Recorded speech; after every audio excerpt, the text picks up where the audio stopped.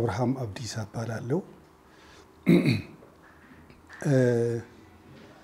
የዛሬ 50 ዓመት ሶማሊያ ኢትዮጵያን በወረረችበት ወቅት ወደ ሰራዊቱ ተቀላቅያለሁ። በፖሊስ በነበልባል ጦርና በምድር ጦር መድፈኛ ውስጥ ለ13 ዓመታት አገልግያለሁ። ከዚያም ደግሞ በሰራዊቱ ውስጥ በደረሰብኝ ተደጋጋሚ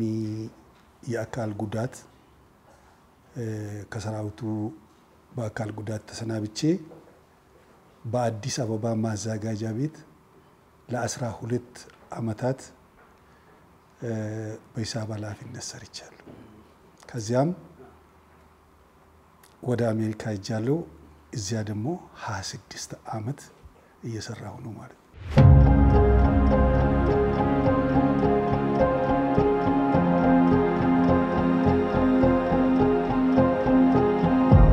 አዎ የሶማሌ ጦርነት ስትራቴጂካዊ ጦርነት ነው። ዝም ብሎ ከመሬት ተነስቶ የተደረገ ጦርነት አይደለም። ሶማሌ ሁለት ስትራቴጂክ ዓላማ ነበራት በኢትዮጵያ ላይ። አንደኛው ታላቋን ሶማሊያ መመስረት ነው። ሁለተኛው የኦጋዴንን ከነነዳጁ ለሶማሊያ ማስቀረት ነው። የውጊያው መነሻና መንስኤ ይህ ሲሆን ሶማሊያን እስከ አፍንጫ ያስታጠቁት ወዳጅ ነው የምንላቸው አገሮችና ግብጽ ናት። ግብጽ ከጥንት ጀምሮ ኢትዮጵያ ላይ ስትራቴጂካዊ የሆነ ዓላማ ነበራት። የግብጽ እንቅስቃሴ ዛሬ የመጣ እንቅስቃሴ አይደለም። የአባይን ምንጭ መቆጣጠርና በኢትዮጵያ ውስጥ ያለው መንግስት የተፍረከረከና ደካማ መንግስት እንዲሆን ነው። በዚህ ምክንያት ግብጽ ደግሞ በበኩሏ በዚያኑ ሰዓት ሻቢያን መፍጠርና እስከ አፍንጫዋ ማስታጠቅ ነበር። በሻቢያ አማካኝነት ደግሞ ቲፒኤልኤፍን ማስታጠቅ ነበር። በቲፒኤልኤፍ አማካኝነት ደግሞ ኢአፓን ማስታጠቅ ነበር። እነዚህ የጠቀስኳቸው ሻቢያ፣ ቲፒኤልኤፍ፣ ኢአፓ ከግንባርም ከውስጥም ነው የተዋጉት። ስፔሻሊ ኢአፓ ከሶማሊያ ጎን ተሰልፎ መዋጋቱ ብቻ አይደለም። እዚህ አዲስ አበባ ከተማ ውስጥ ግዙፍ የሚባል ቶክስ ከፍቶ ነበር።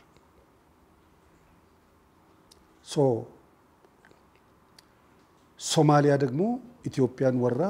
እዚህ አዋሽ ወንዝ ላይ ነበረች። በዚህን ጊዜ ነው ኢአፓ ከዚህ ቶክስ የከፈተው። በዚህን ጊዜ ሻቢያ ኤርትራን ተቆጣጥሯል። ከአሰብ ከአስመራና ከናቅፋ በስተቀር ኤርትራን ሙሉ በሙሉ ተቆጣጥሯል። ቲፒኤልኤፍ ደግሞ ወደ ትግራይ ገብቶ ከፊል ትግራይን ተቆጣጥሯል። ኢአፓ በአዲስ አበባ ላይ ግዙፍ የሚባል ቶክስ የከፈተ ሲሆን በደሴ ውስጥ በጎንደር ውስጥ ደግሞ ኢዲዩ ቶክስ ከፍቶ ነበር። እንግዲህ ሶማሌ ኢትዮጵያ ወረረች ሲባል ቦረና፣ ባሌ፣ አርሲ፣ ሲዳሞ፣ ሐረር፣ ድሬዳዋ በሶማሌ ቁጥጥር ስር ውለዋል። በዚህን ጊዜ ነው እንግዲህ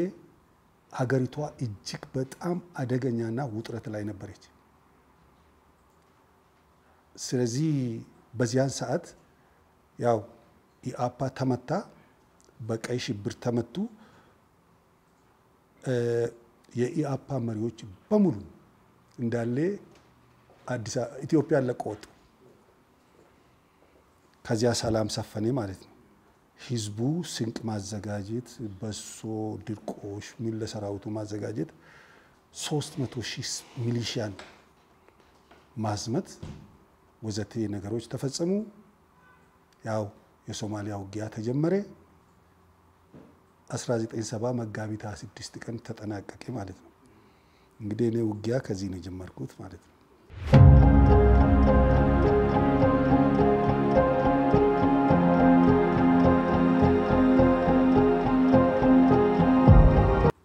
በዚያን ጊዜ የኢአፓ ዋናው እንቅስቃሴና ቶክስ በአዲስ አበባ ውስጥ ከፍቶ 284 ኢትዮጵያውያን ይረሽነዋል ለነገሩ የኢአፓ አነሳስ የመሬት ይዞታን ለገበሬ እንዲሆን ደግፎ ነበር ደርግ የመሬት ላራሹ ሲያውጅ ኢሚዲየትሊ በደርግ ላይ ቶክስ ከፈተ ደርጊን የደገፉ ሚኤሶንና ወዝሊግ የሚባሉትን አባላቶቻቸው ረሸነ የወዝሊግ መሪ የነበረው ሰናይ ሊኬ የተገደለው በኢአፓ ነው ኃይሌ ፊዳ በዚህ ኮዝ ነው የተገደለው ምናልባት ከዚህ ቀደም ሰምታችሁ እንደሆነ አላቅም የመሬት ላራሹን መሬት ላራሹ የሚል ታይትል የሰጠው ዘገየ ያስፈው ነው አዎ ታይትሏንም የሰጠው እሱ ነው አዘጋጅቶ ለደርግ አቅርቦ ደርግን ያሳመነው ይሄ ሰውዬ ነው ከዚህ በኋላ ነው ኢአፓ ከፊውዳሉ ሹማምንት ጋር በመሆን የፊውዳ ሹማምንት ሲባል ነጭ ለባሽ ባለ አምበራስ ነጋድራስ አጋፋሪ ፊታውራሪ ግራዝማች ቀኛዝማች ደጃዝማች ራስ መሳፍንት መኳንንት ሊኡላን ቤተሰብ በሚሊዮን የሚቆጠሩ የፊውዳል ልጆች በቀጥታ ወደ ኢአፓ ነው የገቡት ምክንያቱም የፊውዳሉ ስርዓት ሀብት እና ንብረት ገበሬው ነበር በተለይ የገባር ስርዓት የሰፈነበት ኦሮሚያና ደቡብ ገበሬ ብቻ አልነበሩ አሽከሪም ገረዲም ነበሩ እንደፈለጉ የሚፈናቀሉ እንደፈለጉ የሚገደሉ ነበሩ እና ልጆቻቸው ኢአፓ ሊሆኑ አይችሉም ማለት ነው የከተማ ቦታና ትርፍ ቤትም ታውጆ ወዛደሩ የቀበሌ ቤት ውስጥ መኖር ጀምሯል የግለሰብ ፋብሪካዎችም ተወርሶ አሽከር የነበረው ወደ ሰራተኝነት ወደ መንግስት ሰራተኝነት ከመለወጡም በላይ የሰራተኛ ማህበሩን አቋቁሟል ማህበራዊ ዋስትናም አግኝቷል ስለዚህ የልጆቻቸው ኢአፓ መሆን አይችሉም አጭርና ግልጽ የኢአፓ ልጆች የፊውዳሉ መሳፍንት መኳንንትና ሹማምንት ልጆች ስለነበሩ መሬት ላራሹ ከታወጀ ሁሉንም ነገር ተነጠቁ እርቦ ቀረ አስራት ቀረ ሙክት ቀረ የከተማ ቤት ክራይ ቀረ ያላቸው አማራጭ ደርግ ላይ መተኮስና ደርግን መደምሰስ ነው ደርግ ሲደመሰስ የመሬት ላራሹንና የከተማና ትርፍ ቤት አዋጅን መቀልበስ ነው በዚህ አይነት ሁኔታ ነው እንግዲህ ቶክስ ከፍቶ 284 ሰዎች ከሰሜን ጋር ላልከው የኢአፓ ስራ ምን ነበር በዚያን ሰዓት አንደኛ የቀበሌ ተመራጮችን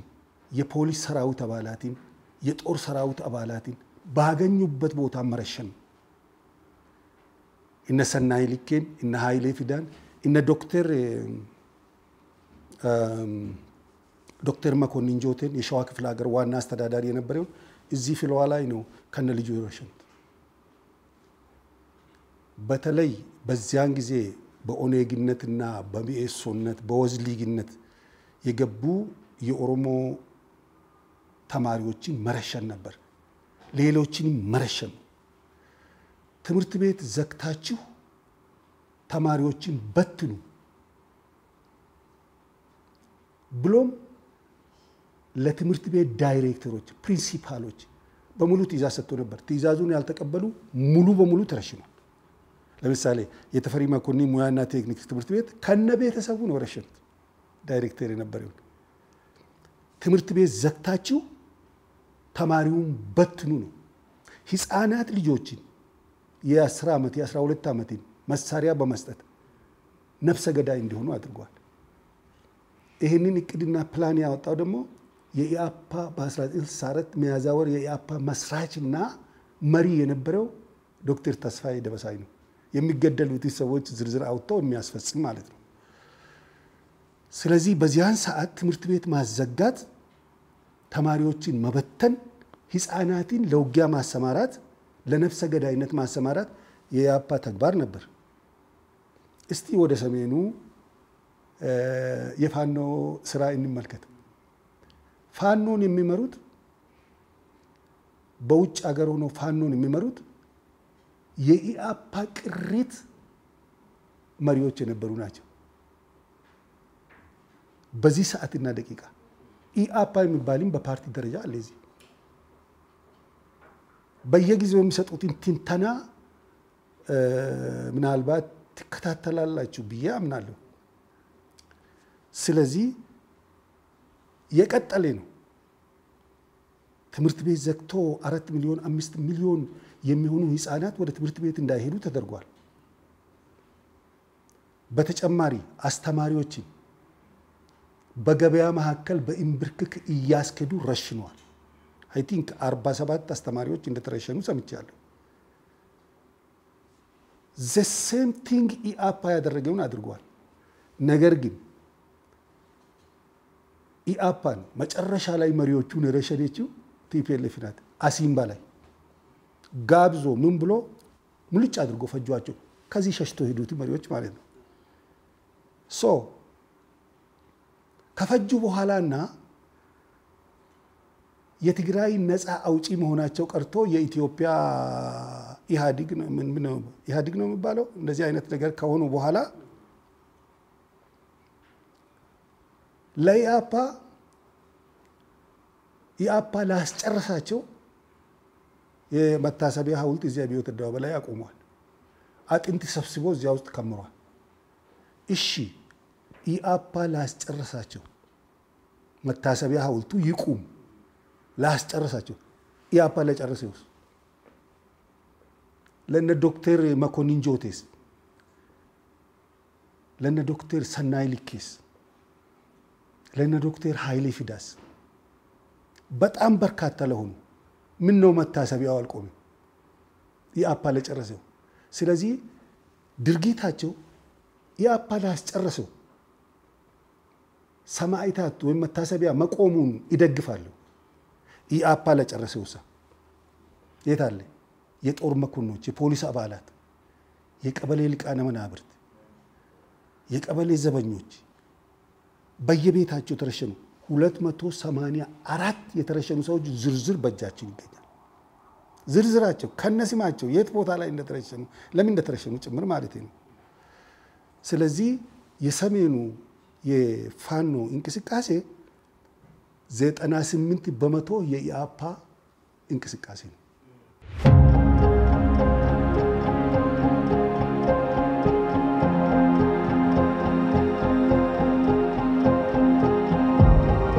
በመሰረቱ የቲፒኤልኤፍ እና የኢአፓ አዲሱ ግንኙነት በሸርና በተንኮል ላይ የተመሰረተ ነው።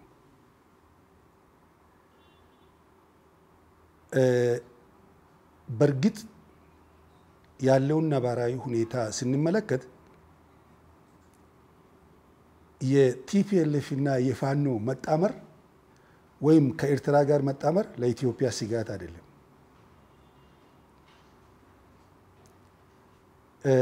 ኢትዮጵያ ስጋት የማይሆኑበት ምክንያት አሁን ያለው መንግስት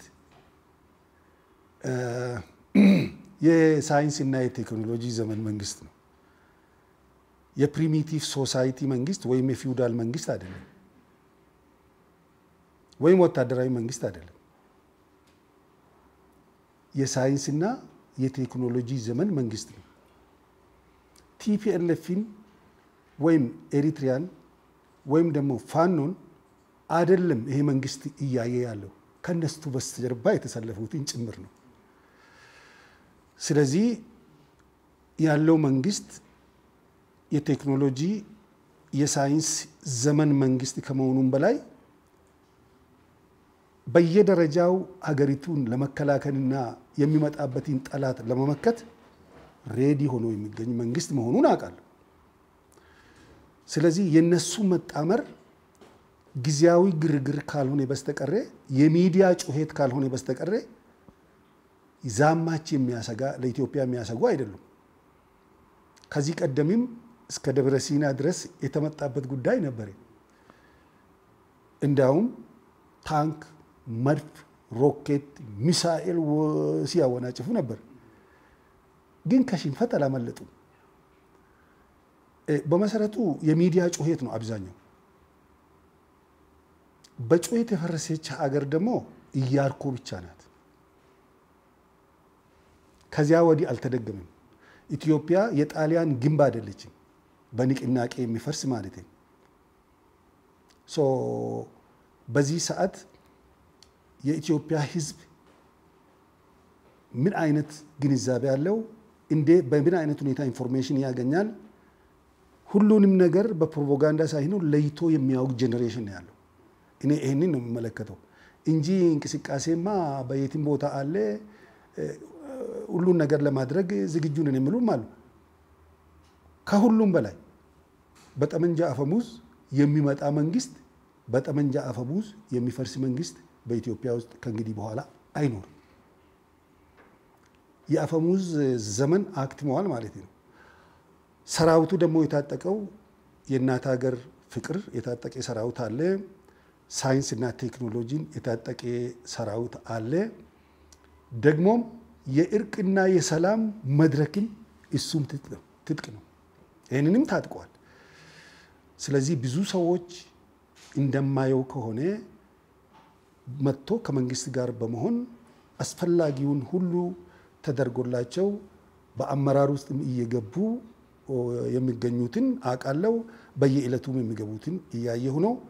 ስለዚህ በሰላምና በምክክር ብቻ የሚፈጸም እንጂ በአፈሙዝ የሚመጣ አንዳችን መንግስት አለመኖሩም ነው። በዚህ ምክንያት ነው ስጋት አይደለም ያልኩት።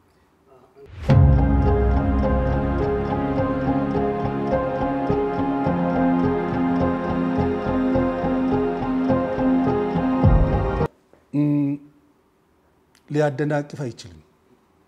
ባጭሩ። ለምን ቢባል አንደኛ ደረጃ የአሰብ ወደብን በተመለከተ ኢትዮጵያ ለ600 ተከታታይ ዓመታት የተጠቀመችበት ወደብ ነው። ወደቡ ለኔ እንቆቅልሽ በሆነ ሁኔታ ተላልፎ ለኤርትራ ተሰጥቷል። ምክንያቱ አጭርና ግልጽ ነው። የትግራይ ነፃ አውጪና የኤርትራ ነፃ አውጪ የራሳቸውን የግል መንግስት ካወጁ በኋላ የቀረውን ጭሰኛንና ገባሪን በጋራ ለመቀራመት ነበር። እንደፈለጉ ሀገሪቱን ለመዝረፍ ማዕድኑን፣ ምኑን፣ ሀብቱን የዚህ እቅድና ፕላን አውጥቶ ነበር የተንቀሳቀሱት። ግን በጥቅም ሊስማሙ አልቻሉም። አሰብ ተላልፎ የተሰጠበት ምክንያት የትግራይ መንግስት ሲቋቋም ባጭሩ ለመጠቀም እንዲችል ሌላውን የኢትዮጵያ ህዝብ ዶሚኔት ለማድረግ የታሰበ ነው። ይሄ እቅድና ፕላን ደግሞ የግብጽ ስትራቴጂ ነው። እዚህ ውስጥ የተፈረከረከ መንግስት እንዲኖር ነው። የኢትዮጵያ ጭሰኛ የሚባሉት ጭሰኛና ገባር የተለያየ ነው። ጭሰኛ የሚባሉት ጎንደርና ትግራይ ውስጥ የሚገኝ ጭሰኛ ነው፣ መሬት አላቸው ይግል። ገባር ግን ደቡብና ኦሮሚያ ነው። ሶ ይሄንን እንደፈለጉ ሊቀራመቱ ነበር መጀመሪያ የተነሱት። የዚህ የወደብ ጉዳይን በተመለከተ ከወደብ ጉዳዩ ጀርባ ብዙ ነገሮች አሉ። ሸርና ተንኮል አለ፣ ሴራ አለ። ለምሳሌ የአሰብ ወደብን አትጠቀሙም ያለው የኤርትራ መንግስት የኢትዮጵያው ጠቅላይ ሚኒስትር ከሶማሌላንድ ጋር ሲፈራረም በአንድ ወቅት 4 መንግስታትን ኮንታክት አድርጓል። ከግብጽ ጋር፣ ከጅቡቲ ጋር፣ ከሶማሌ ጋር፣ ከሱዳን ጋር። ለምንድን ነው? ዋናውና ትልቁ ነገር ኢትዮጵያ ወደብ አይደለም የምትፈልገው፣ የባህር በር ነው የምትፈልገው። ሶ ኢትዮጵያን ከባህር ጋር ማገናኘት ለኢትዮጵያ እድገት ወሳኝ ነው። በመሰረቱ ወደብ የባህር በር ስናገኝ በዓለም ላይ ያለው ባህር በሙሉ የጋራ ሀብታችን ነው። አትላንቲክ ኦሽን፣ ፓሲፊክ ኦሽን፣ ኢንዲያን ኦሽን፣ ሬድ ሲ፣ ሜዲትራኒያን ሲ ለኛም የጋራ ሀብታችን ነው። እኛ ቴክኖሎጂውን እውቀቱንና ችሎታውን ካለን በባህሩ ውስጥ የሚገኘውን ሀብትና ንብረትም አውጥተን መጠቀም እንችላለን። ኢትዮጵያ ካላት ሀብት፣ ካላት ህዝብ፣ ካላት የተፈጥሮ ሀብት ጋር የባህር በር ስታገኝ ማጠፊያ የሌለው እድገት ነው የምትጎናጸፈው። ይሄን ደግሞ ካደረገች አንድ ጠንካራ አፍሪካዊት ሀገር ሆና እንደምትወጣ ሙሉ በሙሉ እነ ግብጽ ያምናሉ። እና በዚህ ምክንያት አባይ ራሱ ሲገደብ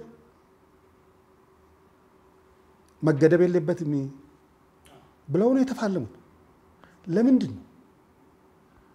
የአባይ መገደብ የኤሌክትሪክ ፓወር ብቻ አይደለም፣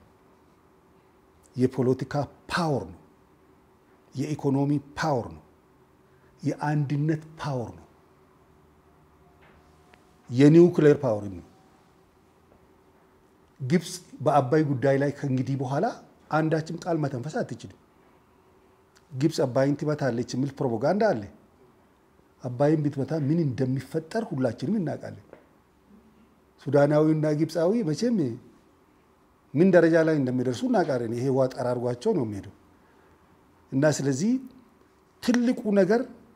ያ የአባይ ሙሌት ራሱ ፓወር ነው፣ ትልቅ ፓወር። በቃ አጀንዳው ተዘግቷል እሱ። አሁን በተጨማሪ የባህር በር ደግሞ እንዳታገኝ ኢትዮጵያ እየተፋለሙ ነው። አዎ፣ ግን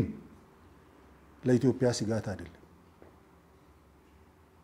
ምክንያቱም ሁላችንም አውቀናል፣ ተረድተናል። ታሪካዊ ጠላቶቻችን ከጥንት ጀምሮ ምን እንደፈጸሙብን አውቀናል። የአድዋ ጦርነት፣ የሶማሌ ጦርነት፣ ይህን ሁሉ ተረድተናል። እና የባህር በሩ ላይ አሁን ያለው ጄኔሬሽን የራሱን እርምጃ ይወስዳል ብዬ አምናለሁ።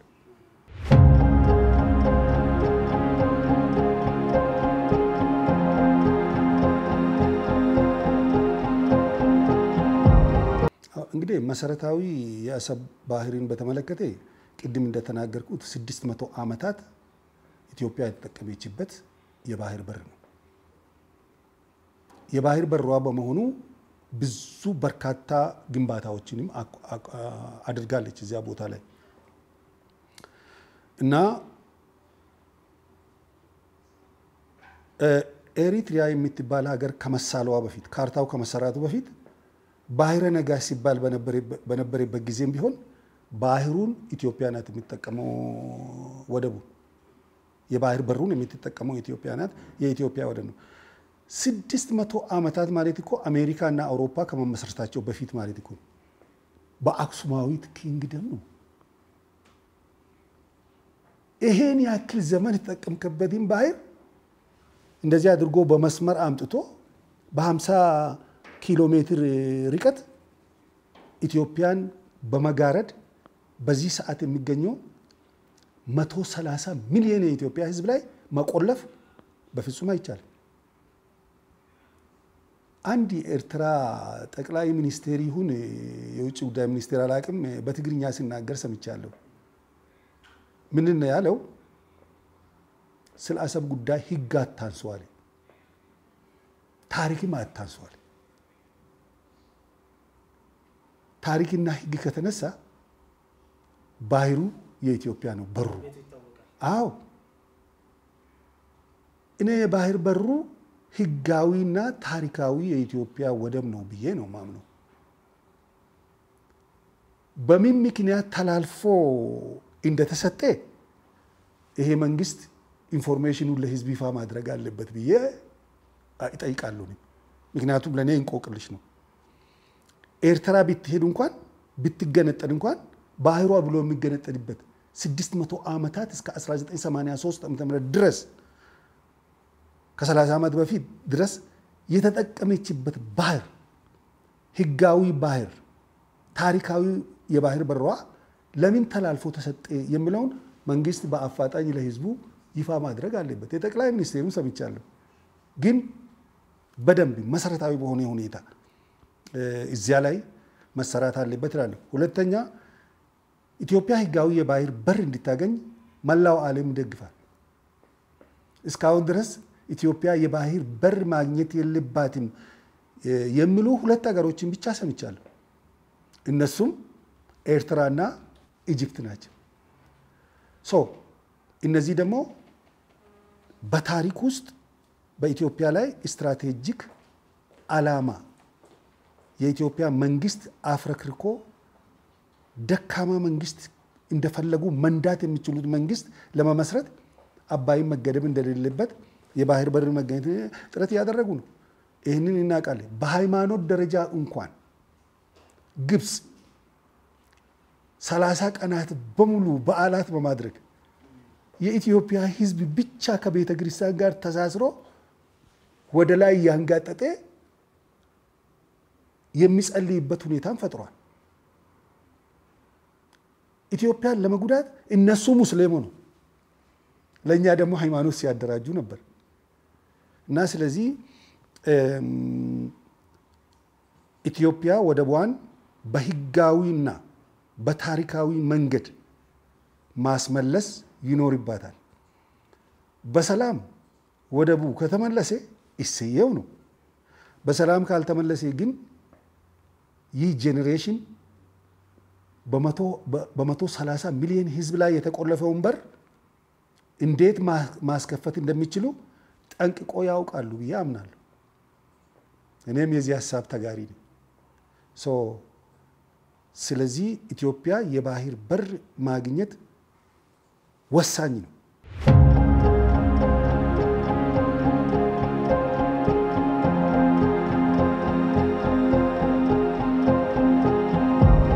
እንግዲህ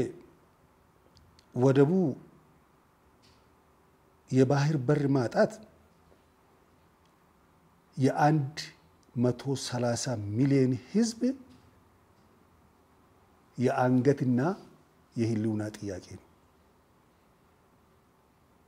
ይሄን ተቃርኖ የሚነሳ የኢትዮጵያ የባህር በር ማግኘት የለባትም ብሎ የሚነሳ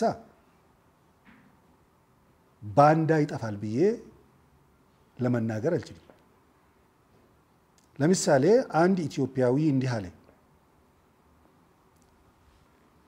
አባይ እንዳይገነባ እድሜ ልኬን ሲፋለም ነበር አለ ኢትዮጵያዊ የአፓ መሪ የነበረ ሰው አሁን ሲመረቅ እጅግ በጣም አዝኛለሁ አለ እንዲህ አይነቱ ባንዳ የቲም ቦታ አለ በውጪ በአገር ውስጥ ያሉት ነግሬሃለሁ ይሄ አንገትና ህልውና ስለሆነ ማንንም እዚህ ሀገር ውስጥ ያለው ኢትዮጵያዊ ነኝ የሚል ሁሉ የባህር በር አስፈልገኝም ብሎ የሚነሳ አለ ብዬ አላምንም ቢኖርም ባንዳ ነው ባንዳ ደግሞ በየትም ሀገር አለ ለምሳሌ ሩሲያ ከዩክሬን ጋር በምትዋጋበት ጊዜ አንድ የተዋጊ ግሩፕ የሩሲያ መንግስት ለመገልበጥ ወደ ኋላ ተመልሶ ነበር የ21st ሴንቸሪ ባንዳ ማለት ነው የአድዋ ጦርነት በሚካሄድበት ጊዜ ማአት ባንዶች ነበሩ ሶማሌ እዚህ ስትደርስ ባንዶች በአዲስ አበባ ከተማ ላይ ቶክስ ከፈቱት እጅግ በጣም አደገኛ የሚባል አለቀለት ስፔሻሊ ኢያፓ ደርግን ቢገለብጥ ኖሮ ኢትዮጵያ ላይ አንዴና ለመጨረሻ ህልውናዋን ታጣለች ምክንያቱም ኤርትራም ነፃነት ታውጃለች ትግራይም ነፃነት ያውጃል ሶማሌ አዲስ አበባ መዲና ላይ መጣ ታላቋን ሶማሊያ ታውጃለች ማለት ነው እንግዲህ ይሄ ወደ ስንት መቶ ዓመት ወደ ኋላ እንድንሄድ የሚያደርግ ነው ስለዚህ ባንዳ ይጠፋል ማለት አይደለም የውጪ ሀገር ሰዎችን በዓለም ላይ የሚኖሩ ኢትዮጵያውያን አሉ ስፔሻሊ በሚሊዮን የሚቆጠሩ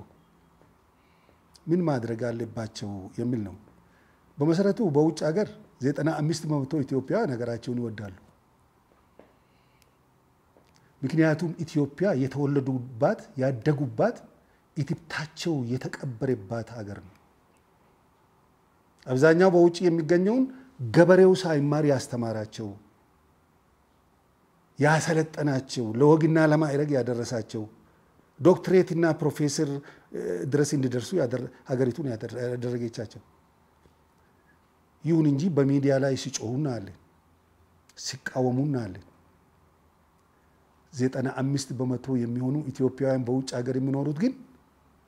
ሀገራቸውን የሚወዱ ከኢለታት አንድ ቀን ጠቅሎ የሚመጡ አለባለዚያም ተጠቅሎ የሚመጡ ማምጣታቸው ደግሞ የማይቀር ኢትዮጵያውያን ናቸው እዚህ ያሉት ሁላችንም በዚህች ምድር ላይ እንኖራለን ወደ ኢትዮጵያ ሀገራችን ግን ወይ ጠቅለን እንመጣለን ወይ ተጠቅለን እንመጣለን ማምጣታችን ግን አይቀርም ይሄን የሚገነዘቡ ኢትዮጵያውያን በርካታ ናቸው ቅድም ነግሬሃለሁ በሚዲያ ላይ የሚጮሁ በጣት የሚቆጠሩ ሰዎች አሉ በጩኸት የፈረሰችው ሀገር በምድራችን ላይ ኢያሪኮ ብቻ ናት ይሁንና 40 ዓመት 50 ዓመት እየጮሁ ነው በኃይለ ሥላሴ ዘመነ መንግስት ንጉሠ ነገስቱ ከስልጣን እንዲወርድ እዚያው ሆኖ ይጮሃሉ በደርግ ዘመነ መንግስት ደርግ ከስልጣን እንዲወርድ እዚያው ሆኖ ይጮሃሉ በወያኔ ዘመነ መንግስት 27 ዓመት ሙሉ የኢትዮጵያ መከራውን ሳይ እዚያው ሆኖ ይጮሃሉ በአብይ ዘመነ መንግስትም እየጮሁ ነው እንደዚህ ሰዎች በጩኸት የተካኑ ግን ስጋት አይደሉም ያጸፋ ፕሮፓጋንዳ ደግሞ መሰራት የለበትም አይደለም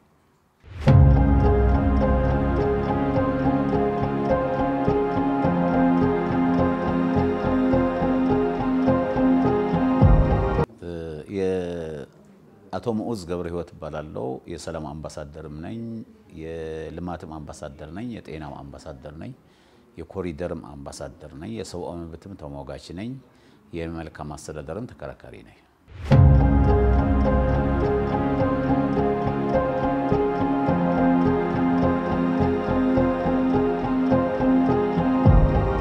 አዎ በጣም ከሚገርምህ ባህር በር ያጣነው በራሳችን ሰዎች ነው እኛ ባህር በር እንዳናጣ ብለን በ13 ዓመታችን ወታደር ሆነን የታገለ ነበር ትግራይ እንዳትገነጠል ባህር ወደብ እንዳናጣ ኤርትራ እንዳትገነጠል በልጅነታችን 17 ዓመት ተዋግተናል ለነሱ ማለት ነው በዛ ላይ 7 ጥይት እኔ ተመትቻለሁ ባህር በር በጣም ከሚገርመ ባህር በር 600 ዓመት የኛ የነበረ ባህር ነው የኢትዮጵያ የነበረ ነው ይፈራረቃሉ ምን ይላሉ እንዲያውም እኮ ከሚገርመ የመን ሶማሊያ ጅቡቲ ሱዳን የመሳሰሉ አረብ ሀገሮች እኮ ኢትዮጵያ ግዛት እንደነበሩ ነው በአፄ ካሌብ ጊዜ 600 መርከቦች ነበሯቸው ንጉስ ነበሩና ይሄ ለኢትዮጵያ ብለው ነው የሚታገሉ ለማንም ብለው አይደለም የሚዋጉ የነበሩት የጦር መርከብ ናቸው ከ400 እስከ 600 መርከቦች የነበሩባቸው እነዚህ መርከቦች የተሰሩት በጥድ ነው ጥድ አይበሰብስምና በጥድ የተሰሩ በእንጨት የተሰሩ ከ400 እስከ 600 መርከቦች ነበሯቸው እኛም 1983 ባህር ሲወስዱብን ከሚገርምህ ብዙ ጣጣዎች ላይ ነበሩት ከ3000 በላይ ባህር ኃይሎች ነበሩን ከ200 በላይ መርከቦች ነበሩን ባህሩ ቀይ ባህሩ የኛ ነበረ ግን ባሻጥር ተወሰደ ባሻጥር ማለት ኤርትራ ብቻ አይደለም ወያኔ ብቻ አይደለም ያስወሰደው ሊቢያ ይዋጋ ነበር ከነሱ መርከብ ተዋጊ መርከብ አድርጎ ኢራቅ ይዋጋ ነበር ከነሱ ጋር ሆኖ ለኢትዮጵያ ሶሪያ ይዋጋ ነበር የመን ትዋጋ ነበር ሌሎችም ባህር እንድናጣ ይዋጉን ነበር ግብጽ ትዋጋን ነበር ጥይት ሰጣለች ለጣላቶች ምን ታረጋለች እና በዚህ ላይ ብዙ ተጽዕኖ ነበረብን ከዛ ባህራችን ተወሰደ ሲወሰድም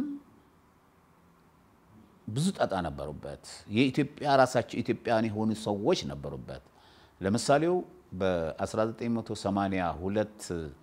ምጽዋ ስትያዝ የወያኔ ታጣቂዎች ነበሩ እዛው ውስጥ የራስ አሉላ የኢትዮጵያ የአፍሪካ ጀነራል የነበሩት ሐውልት ነበረ ምጽዋ ወዲያው የወያኔና የሻዕቢያ እንደገቡ ወዲያው ነው ያፈረሱት ሐውልቱን የራስ አሉላ ማለት ነው ስለዚህ ባሻጥር በብዙ አሻጥር ነው ኤርትራ ብቻ ወይ ደግሞ ወያኔ ብቻ አይደለም ያስወሰደን መጨረሻው ደግሞ እንዳየኸው ምክር ቤት ያልፈረመበት የኢትዮጵያ ህዝብ ያልፈረመበት እኛ ወደብ እንዳንጠይቅ አፋችን ተለጉመን የነበርንበት ሰዓት ነው ስለዚህ ወያኔ ፈርሞ ሰጠው መጨረሻ ያለምንም ህገ መንግስት ውስጥ የለም ምን ውስጥ የለም ምክር ቤት ውስጥ የለም ካቢኔ ውስጥ የለም በዛን ሰዓት ፈርሞ የመስጠት ስልጣን ነበረው የለው አልነበረው የለው ምክንያቱም አንደኛ ህገ መንግስት አልቆመም ግዚያዊ አስተዳደር የሚባል ነበር በጉልበት እንደገቡ ስለዚህ አልነበረው ባልነበረበት ሰዓት ህገ መንግስት ባልተሻሻለበት ሰዓት ነው የሰጠው ሁለተኛ ባህር በሩ አይደለም እኮ ኤርትራም ራሷ የኢትዮጵያ ነች ባህሩ ራሱ የኢትዮጵያ ነው ስለዚህ ኢትዮጵያ ራሷ ማን ኤርትራ ራሷ የኢትዮጵያ አካል ነች ስለዚህ ተፈርማ የለም የተወሰደበት ጉልበት ነው የወሰድነው ይላሉ እነሱ በጉልበት ደግሞ መሆን አይችልም በዛን ጊዜ የነግብጽ ሴራዎች የነበሩበት ሰዓት ስለነበረ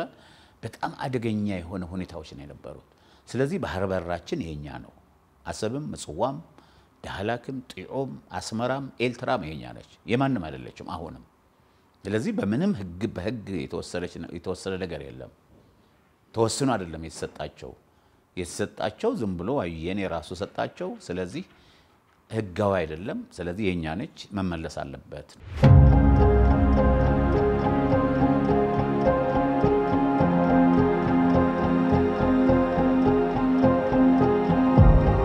አይደለም ታሪካዊ ሂደቱ እንዴት መሰለ አንደኛ ሻዕቢያና ወያኔ የሚባል የነበረው ድሮ አይስማሙ ሽፍታ ሁለት ሽፍቶች ናቸው ሊስማሙ አይችሉም አይስማሙም ግን የጠላትህ ጠላቴ የሚባል ነገር ስላለ ነው በዛ ሰዓት ሁለተኛ ደግሞ ከኢትዮጵያ ንብረት እንዲዘርፉ ኢትዮጵያ የነበረው ሁሉ እንዲወስዱ የሚል ሁኔታ ነበር ሁለተኛ ደግሞ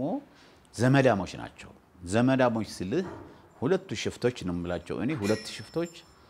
ሁለቱም ጣሊያን ጣሊያኖች ሲመጡ ሲወጉን ሲወሩን ከነሱ ጋር የነበሩ አያቶቻቸው ናቸው አያቶቻቸው ከነሱ ጋር የነበሩ የሻዕቢያም የወያኔ የሁለት ሽፍቶች አያቶች ናቸው ስለዚህ በዚህ ዝምድና አላቸው አሁንም ጥምሮ ብለው የፈጠሩት በዚህ ዝምድናቸው ነው እንጂ በምን በባህሪም በምንም ሚስማሙ ሰዎች አይደሉም ምክንያቱም አንደኛ ያኛው ታያለ ጥምሮ ብለው ፈጥረዋል አሁን ይበላቸዋል ስለዚህ ለምንም ጥቅም አይደለም ዝም ብሎ ለኢትዮጵያን ለመረበሽ ካልሆነ በስተቀር ግን አሁን ደግሞ ወያኔዎች የሚባሉ ሽፍቶች በኢትዮጵያ ብር ነው የሚጠቀሙት በኢትዮጵያ መብራት ነው የሚጠቀሙት በኢትዮጵያ ቴሌ ነው የሚጠቀሙት በኢትዮጵያ መንገድ ነው የሚጠቀሙት በኢትዮጵያ ንብረት ነው የሚጠቀሙት ሁሉም የሚገዙት ከኢትዮጵያ ነው የሚወስዱት በኢትዮጵያ ነዳጅ ነው የሚጠቀሙት ይሄ የሆነ ያለ ግን ኢትዮጵያን ለማተራመስ ህወሓት የሚባለው ወይ ደግሞ ወያኔ የሚባለው የነበረው ድሮ አሁን የሌለ ለምሳሌ ወያኔ ያስቀጣል አሁን ወያኔ ብለህ ብትጠራ ያስቀጣል ለምን ነው የሚያስቀጣው ከምርጫ ቦርድ ተሰርዘዋል ስለዚህ ድሮ ወያኔ ወይ ደግሞ ሽፍታ ብለን ነው የምንጠራው ሌላ ሰው መጠንቀቅ መቻል አለበት ስለዚህ እነዚህ ሰዎች ኢትዮጵያን ለማተራመስ ከድሮ ከተነሱበት 1967 ጀምረው ኢትዮጵያን ለማተራመስ የሚያደርጉት ሁኔታ ነው እንጂ ከኤርትራ ተጠቀማሉ ባህር ተጠቀማሉ ወደፊት የሚል አይደለም ምክንያቱም ከኢትዮጵያ ተነጥለው መሆን አይችሉም ህዝቡም አይፈቅድም ህዝቡም አይፈልግም እኔ አሁን የዛ ተወላጅ ነኝ ኢትዮጵያዊ ነኝ ግን አይፈልግም ህብረተሰቡ የኢትዮጵያ ባንዲራ እኮ በየሳጥን ቤቱ ተደብቃለች ከነሱ ጋር አያስወጣትም እነሱ የሆነ ቀይ ጨርቅና ቢጫ ያለበት አድርገው ነው እየኖር ያለው ስለዚህ በባህር በር እንደማይስማሙ ያውቁታል እንደማይጠቀሙ ያውቁታል እንደማይሰጣቸው ያሁን ያለው ሽፍታ መንግስት የዛም ያውቁታል ነገር ግን ኢትዮጵያን ለመተራመስ የማያደርጉት ልክ ካንሰር ናቸው እነዚህ ሰዎችና ኢትዮጵያን ለመተራመስ ነው እንጂ እንጠቀማለን ምናምን ብሎ ስሜትም አልነበራቸውም ያው ጊዜያዊ ኢትዮጵያ ስልጣን መጥተው እንዲይዙ 27 አመት ከገዙ እሱ ስለደገፋቸው ነው 27 አመት ገዙ ግን የኦሮሞ ወጣትና የአማራ ወጣትና እዛ ውስጥ የነበርነው ሰዎች ፈንቅለን መሳሪያ ታንክ ባንክ ይዘው መጡ አስረክበውት ነው ሄዱት ሸሽተው ስክሪቢቶ እንኳን ሳይዙ ኮታቸው እንኳን ሳይዙ ነው ሄዱት ስለዚህ ይሄንን ኢትዮጵያን ለመዝረፍ ያደረጉት ውል ነው እንጂ እንዲያው እንኳ አንድ መሪ ምን ብሏል መጀመሪያ አመታቸው ሲያከብሩ ምንድን ያላቸው የወያኔ መሪ የነበረው እንዳትረሱት ይሄ ቁስል አደባባይ ልክ እንደኛ እንደ መስቀል አደባባይ አይነት እንዳትረሱ ቁስላችሁ እንዳትረሱ ብለዋቸው አልኩ ከሚገርም ስለዚህ ይሄ ያሁኑ ቁስልም ወደም እንዳትሰጡ ከኢትዮጵያ ጋር እንዳትጠቀሙ ለኢትዮጵያ የሚለው አሳሰብ ነው እና እነዚህ ሰዎች ሁለቱ ሚስማሙም አይደሉም ለወደፊትም አብሮ የሚሄዱ አይደሉም አስቸጋሪ ሆነ ሰዎች ናቸው እነዚህ ካንሰር ናቸው ለዓለምም ለኢትዮጵያም ካንሰሮች ናቸው ስለዚህ እነዚህ በተለይ በዛ ያሉና በዚህ በኩል ያሉ መጥፋት መቻል አለባቸው እነዚህ ካልጠፉ ኢትዮጵያም አፍሪካም ዓለምም ሰላም አታገኝም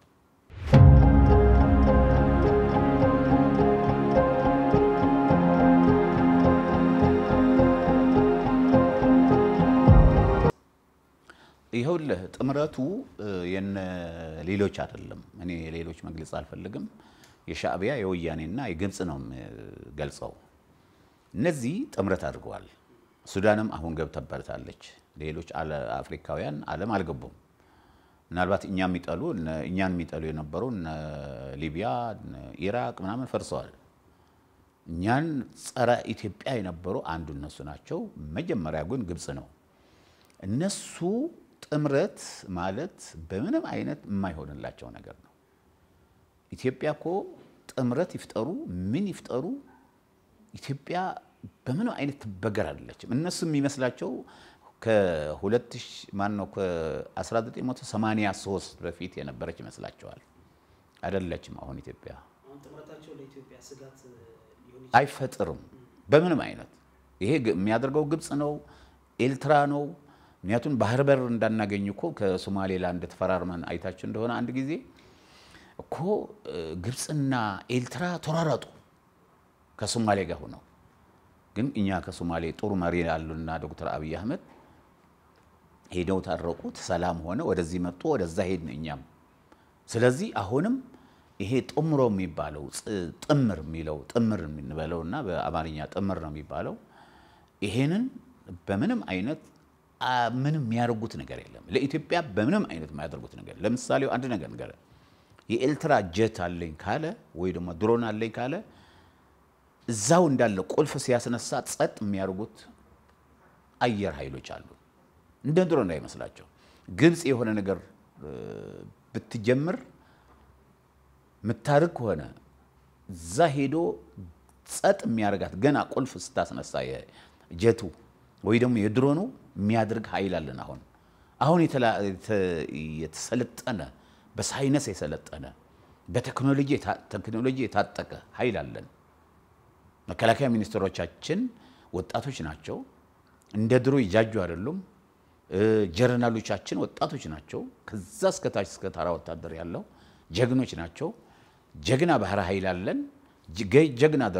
አየር ኃይል አለን ጀግና የሆነ ወጣት መሪ ደግሞ ዶክተር አብይ አህመድ አሉ ስለዚህ እንደ ድሮ መስሏቸው ነው ግን እንደ ድሮ አይደለም አሁን ኢትዮጵያ ያለችበት ደረጃ ማየት መቻል አለባቸው እነዚህ ሰዎች ነው ስለዚህ አይችሉን በምንም አይነት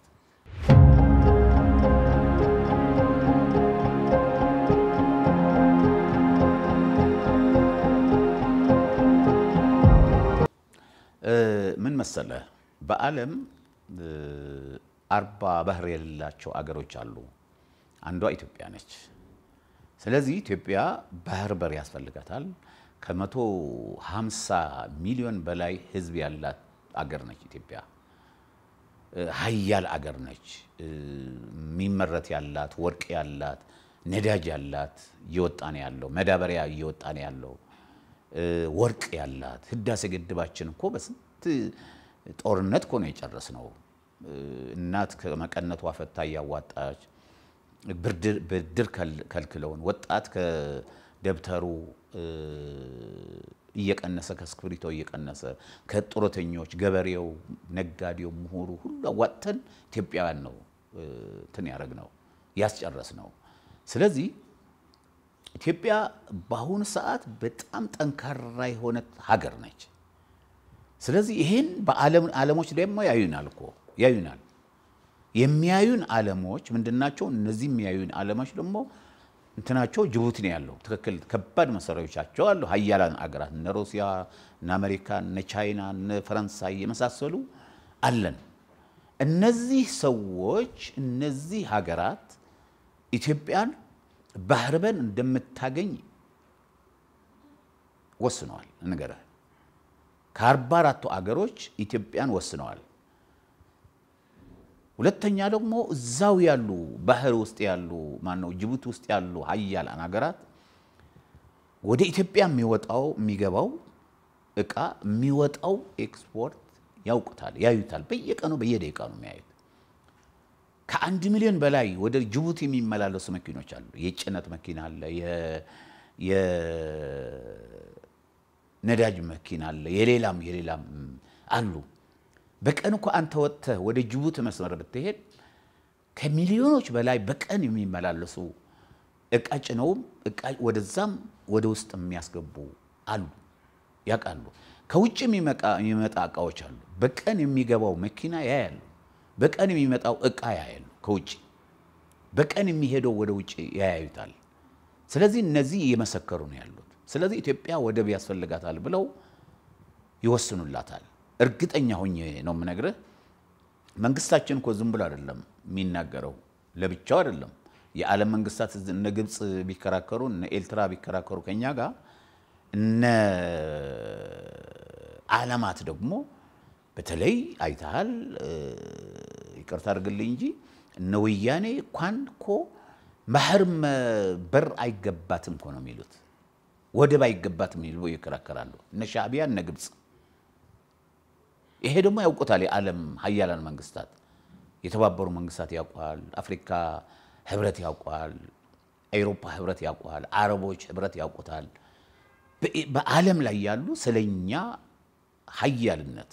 ሀብታምነት ስለኛ ጦርነት እኛኮ እንደምታየው በየአመቱ ስንት ቢሊዮን ችግኝ ነው እየተከለ ያለው ያዩታል ሱም ወያኔ እኮ መቀሌ በግማሽ ሰዓት የሚገባበት ከአላ ተውባካቹ ማራዋቸው ብሎ እኮ ነው ወደ እንትን ይወስዷቸው ወደ ፒቶሪያ ይወስዷቸው እና ጦርነቱ ወያኔ ጥይቱ ጨርሶ ሰው ጨርሶ ወጣቱን ጨርሶ ነው መቀሌ ንቀርብ 30 ኪሎ ሜትር ሲቀረን ነው ተውባካችሁ ተዋቸው እነዚህ ኢትዮጵያውያን ናቸው ብለው ነው አሜሪካና ሌሎች ሀገራት ወደ እርቅ የገባ ነው እርቅ ገብተን ደግሞ አሁን የተቀበረ መሳሪያ እያወጡ ይፈክራሉ ተቀብረዋል ይያል ነበር በዛ ሰዓት እየተቀበረ ነው መሳሪያ ገና አቶ ጌታቸው ረዳ ነጀራን ጻድቃን ከፒቶሪያ ሳይመጡ እኔ በብዙ ሚዲያዎች በዚህ ሚዲያ ሳይቀር እየቀበሩ ነው ያሉት መሳሪያ ይሄ ጊዜ መግዣ ነው ይሄ ውይይት ይያልኩኝ ነበርና በአለም ተቀባይነት ስላላት ኢትዮጵያ ሀያልም ሀብታምም ስለሆነች የዓለም መንግስታት ያሉ ሁሉ ያይን ስለሆነ አቅማችንም ምናችንም አመራራችንም አሁን እኮ እንደምታየው ራሳችን ችለናልኮ ቀለብ ከውጪ የሚመጣ የነበረው የተቀቀለ የበሰለ ለዘር ማይሆን ሚልኩልን የነበረ ቀርቶ ራሳችን ችለን ለኬንያ ትላንትና ሰማ ለኬንያ ሁሉ እኮ በቆሎ እየላክልን ያለ ነው ለሱዳን እኮ እርዳታ ሰጥተናል ስንት ቢሊዮን ዶላር ባለፈው ሌላም አሁን ችግር ካለባቸው አፍሪካ ሀገሮች እንሰጣለን ሀብት ያላት ሀገር ነች ስለዚህ በቅርብ ጊዜ ወደብ እናገኛለን የሚል ሐሳብ ነው ያለኝ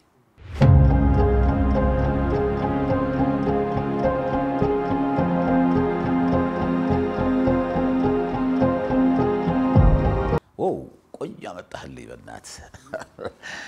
ኢትዮጵያ ይሄን ወደብ ብታገኝ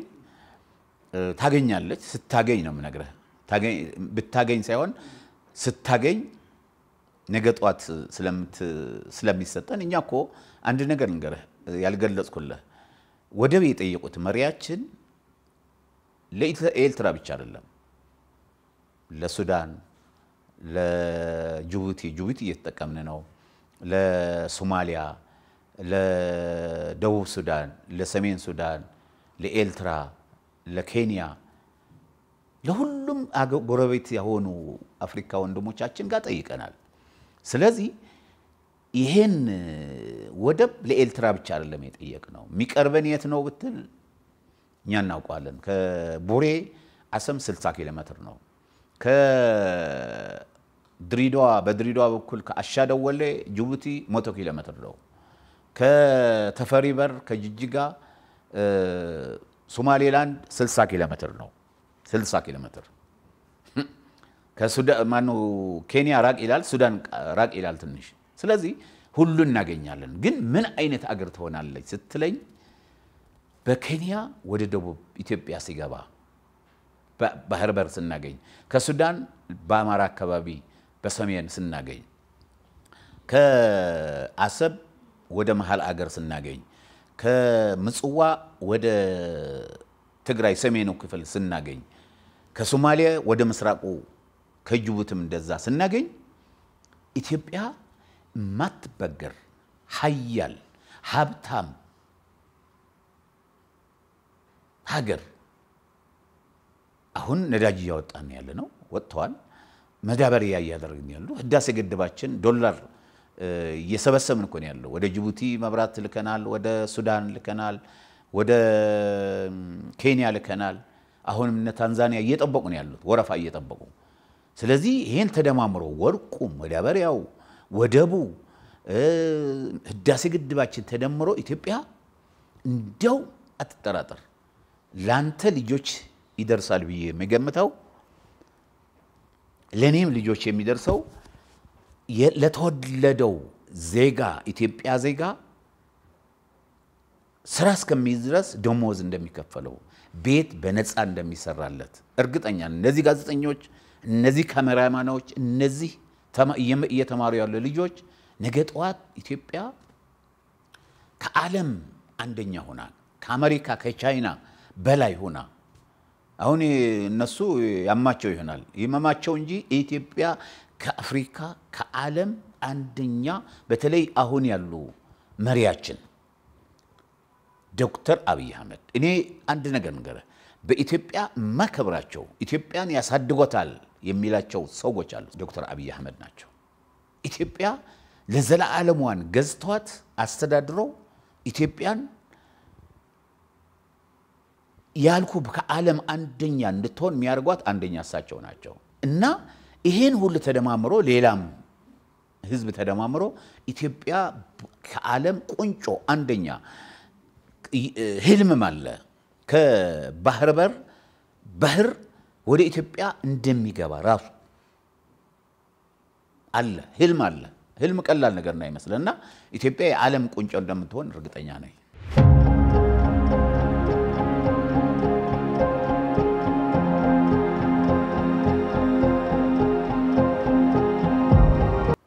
አው ትክክለኛ ጥያቄ ነው ኢትዮጵያ ዲፕሎማሲ ለማድረግ በሰላም ነው መፍታት ያለባት ሁሉ ነገር በዚህ ውስጥ ያሉት በኦሮሞ ያለው ግጭት በአማራ ያለው ግጭት በትግራይ ያለው ግጭት በሰላም ነው መፈታት ያለበት ከዓለምም በዲፕሎማሲ መሰራት መቻል አለበት ድሮኮ አምባሲዎች ወደ ውጭ ሀገር ሄደው ዛለጥ ብለው ቀናቸው ሲያልቅ ወራቸው አመታቸው ሲያልቅ ወደ ሀገራቸው ይመጡ ነበር መኪና ይዘው ቴሌቪዥን ይዘው ባሁን ግን በዶክተር አብይ አስተዳደር ለውጥ መንግስት ግን ወደ ዓለም የሚሰማሩ ዲፕሎማቶች አምባሳደሮች ማለት ነው እነዚህ ሰዎች ሰልጥነው ስለ ኢትዮጵያ አውቀው ስለ ኢትዮጵያውነት ተመረው ሰልጥነው ነው የሚሄዱት ተፈትነው አልፈው ነው የሚሄዱት ከዚህ በፊት ግን የእገሌ ዘመድ ነው የእገሌ እንትን ነው እየተባለ ይመደብ ነበር ስለዚህ ኢትዮጵያ በአሁን ሰዓት በትልቅ ዲፕሎማሲ መስራት አለባት ውጭ ያሉት ብቻ አይደለም አንተ አምባሳደር ነው እሱ አምባሳደር ነው እኔ አምባሳደር ነው ለኢትዮጵያ ስለዚህ ስለ አገራችን ሁላችን ስለ ኢትዮጵያውነት መስራት አለበት መንግስት ደግሞ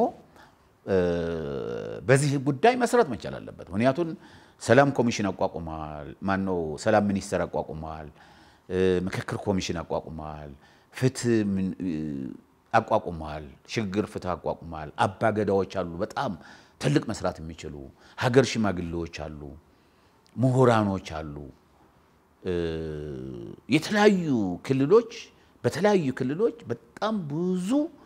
አቅም ያላቸው አሉ እነዚህ ከዚህ በፊት እየተሰሙ አልነበረም አባገዳ ይነሳ ነበር ከዚህ በፊት የለም በለውጥ ነው የሸመገሉ ባለመሳሪያዎች ከመሳሪያ የሚዋጉ መሐከል ገብተው ሰላም እየፈጠሩ ያሉት ከሚገርም በጣም ነው የሚገርመኝ አባገዳዎች በጣም አደንቃቸዋለሁ ከዛ ሀገር ሽማግሌዎች አሉ የተወሰኑ ሀገር ሽማግሌዎች ብዙ ስራ እየሰሩ ያሉ ግን ውጤት የለም ስለዚህ ምሁራኖች በዚህ ላይ መስራት መቻል ሃይማኖት አባቶች እየሰሩ አይደለም ሃይማኖት አባቶችም በዚህ ጉዳይ ላይ መስራት መቻል አለባቸው በዲፕሎማሲ ውጭ ብቻ አይደለም መንግስት ደግሞ ቀድሞ እነዚህ የሚያባላሹትን ስለ ኢትዮጵያ የሚያጠላሹ ሰዎች ቀድሞ የሚመቱ ሰዎች ማዘጋጀት መቻል አለ የሚመቱ ማለት እንደዛ መልስ የሚሰጡ ማለት ነው ስለዚህ መንግስትም ራሱ በዲፕሎማሲ ሀገራትን ማቀፍ መቻል አለበት የኛ ስም በዓለም ላይ በመጥፎ እንዳይነሳ ኢትዮጵያ በክፉ ነገር እንዳትነሳ መስራት መቻል አለበት እየሰራን ያለው ግን የበለጠ መስራት መቻል አለበት ይሄን ከሰራን ሁላችን እኔም አንተም ሌላም ኢትዮጵያ በዲፕሎማሲዋ የተከበረች ፍትህና አንድነት ያላት ክብር ያላት ኢትዮጵያ ትሆናለች የሚል ሐሳብ አለኝ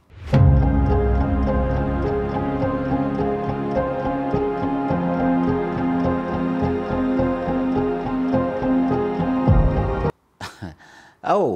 ምን መሰለ ጋዜጠኛ ብዙ ነው የሚጠይቀው እኔ ደግሞ ደስ ነው የሚለኝ ግን አንድ ነገር እንገረህ